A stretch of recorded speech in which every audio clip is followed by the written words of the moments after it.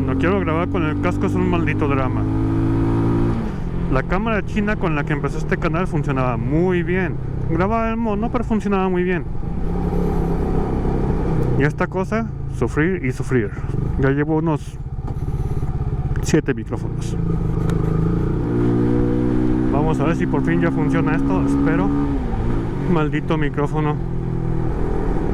Y si ya por fin funciona el maldito micrófono, este es el ruido de la moto. Y por ruido me refiero al sonido de escape. No es feo, pero... No es un sonido feo, pero es mucho. Habrá quien le gusta, a mí no.